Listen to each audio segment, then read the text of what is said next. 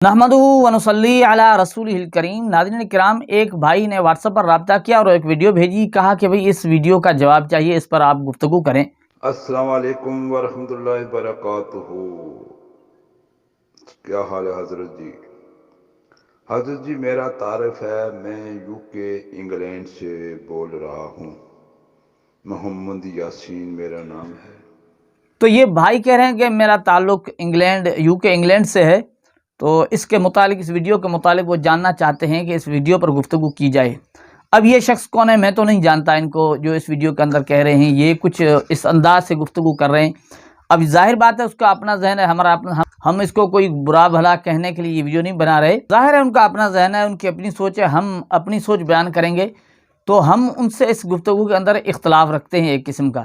وہ اصل میں یہ کہنا چاہتے ہیں کہ بھائی جو ہے نا، اور جماعتیں یا اور مسلک ہیں وہ ایک قسم کے فرقے ہیں، لیکن جماعت اسلامی فرقہ نہیں ہے۔ جماعت تبلیغی جماعت ہے، وہ فرقہ ہے دیوبندی، مخصوص جماعت دعوت اسلامی ہے، فرقہ ہے بریلوی، سپاہی سادہ ہے، فرقہ ہے دیوبندی، وہ کیا جمعیت اہل حدیث ہے، فرقہ ہے، ٹھیک ہے نا۔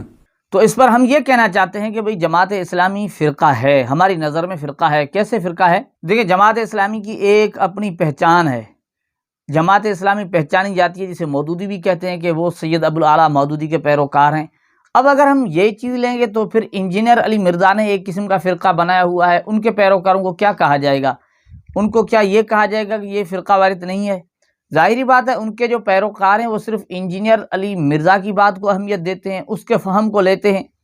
تو آپ یعنی جو مودودیت ہے ایک قسم کی، وہ جو ایک مخصوص طریقے پر ہے نا، ان کو ایک انداز اپنا ہے۔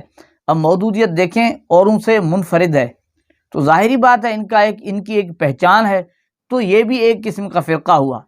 لیکن آگے یہ حضرت جو بات کرتے ہیں وہ یوں سمجھو ایک پولیٹیکل بات کر رہے ہیں کہ بھئی اقتدار میں آنے کے لیے کیا کیا ضروری ہے۔ اس میں ایک عجیب بات یہ کہتے ہیں کہ سیکولر نظام ہے، معاشی، سماجی اور سیاسی نظام ہے، کہتے ہیں اس میں مذہب کا کوئی دخل نہیں ہے۔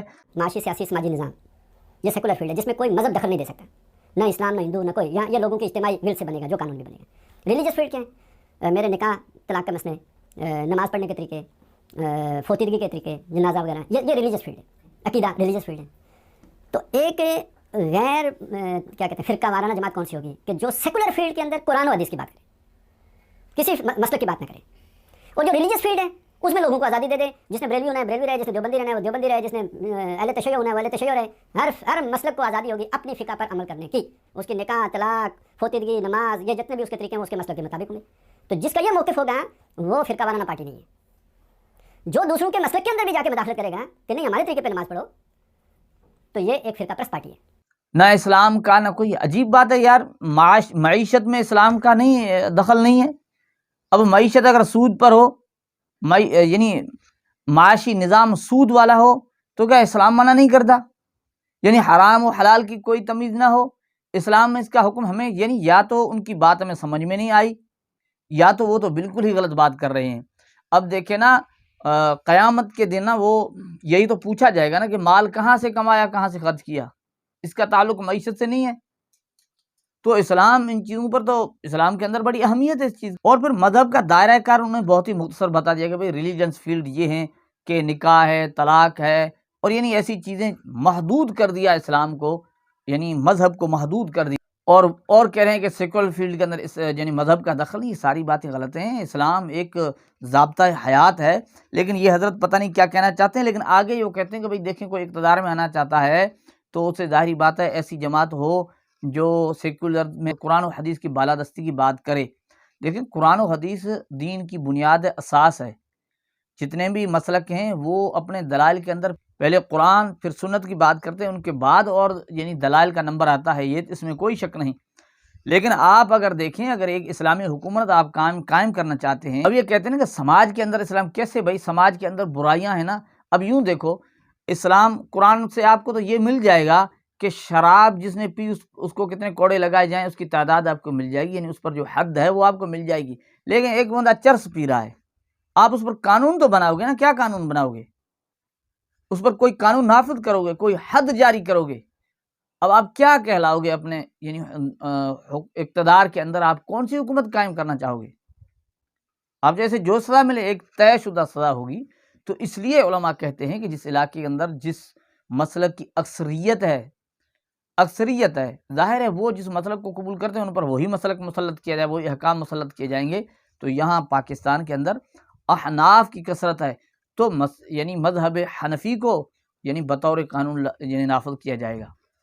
اور یہ کہتے ہیں کہ بھئی ایسا ہو، کوئی ایسی جماعت ہو جو ریلیجنس میں آزادی دو، جو جس طرح کرے، بریلوی رہے، دیوبندی رہے۔ یہ بات عجیب بات ہے۔ اب دیکھیں نا، وہ اس میں کہتے ہیں کہ جس کا یہ موقف ہوگا وہی جو ہے نا وہ فرقہ وارانہ یعنی فرقہ واریت سے پاک ہوگا۔ جس کا کیا موقف ہوگا جس کو، اب آپ اس میں آپ اس چیز کو دیکھ لیں، اگر یہ چاہتے ہیں حضرت کے جماعت اسلامی اس چیز سے پاک ہے، تو جماعت اسلامی کے آپ ان کے جو جلسے ہوتے ہیں انہیں دیکھ لیں۔ یہ تو کہہ رہے ہیں نا کہ عقیدہ بھی جو ہے نا عقیدہ ریلیجنس فیلڈ میں ہے، تو آپ دیکھ لیں ان کے جو جلسے ہوتے ہیں جماعت اسلامی میں، بریلویت کو تو سانس اٹھانے نہیں دیتے، سارا دن کہہ رہے تھے کیسے نہیں وہ مداخلت کرتے، اوروں کی جو نا مسلک کے اندر مداخلت کرتے ہیں، اوروں پر طنز کرتے ہیں، اعتراضات کرتے ہیں، اور ان کی ایک مخصوص پہچان ہے کہ بھئی یہ مودودیت ہے، ان کا ایک امداد ہے، ان کا حلیہ بھی پہچانا جاتا ہے اور ان کا ایک طرز پہچانا جاتا ہے۔ تو جس طرح اور فرقے ہیں اسی طرح یہ بھی فرقہ ہے۔ یہ بات کہنا کہ یہ فرقہ میں، اچھا ایک اور بات انہوں نے کہی کہ یہ تبلیغی جماعت، ٹھیک ہے آپ یہ کہہ سکتے ہیں کہ تبلیغی جماعت کے بانی مولانا الیاس کاندھلی رحمۃ اللہ تعالیٰ علیہ ایک دیوبندی تھے، آپ یہ کہہ سکتے ہیں، لیکن تبلیغی جماعت کے اندر ہر فرقے والا بآسانی چل سکتا ہے، اس میں کوئی شک نہیں۔ اتنی آسانی سے جماعت اسلامی میں بریلوی بھی آنے کے لیے تیار نہیں ہوگا، آپ تجربہ کر لیں۔ یعنی تبلیغی جماعت کے اندر ہر فرقے والا بندہ سکون کے ساتھ وقت بھی لگا سکتا ہے، وہاں یعنی ان کے ساتھ چل بھی سکتا ہے۔ آپ دیکھ لیں بیرون ممالک کے شوافے ہیں، حنابلہ ہیں، بیرون ممالک کے آ رہے ہیں، ہم نے خود دیکھا ہے، رفع الیدین بھی کر رہے ہیں، کوئی ان کو روک ٹوک نہیں ہے، سکون سے یعنی وہ جماعت کے اندر ان کے ساتھ مل جل کر رہ رہے ہیں۔ لیکن یہ حالت جماعت اسلامی کے اندر میرے خیال میں نہیں پائی جائے گی۔ تو یہ ہمارا ایک قسم کا ایک موقف ہے یا ہماری سوچ ہے، لہذا اس حضرت کی سوچ سے ہمارا اختلاف ہے۔ اللہ تعالی ہمیں سمجھنے کی توفیق عطا فرمائے۔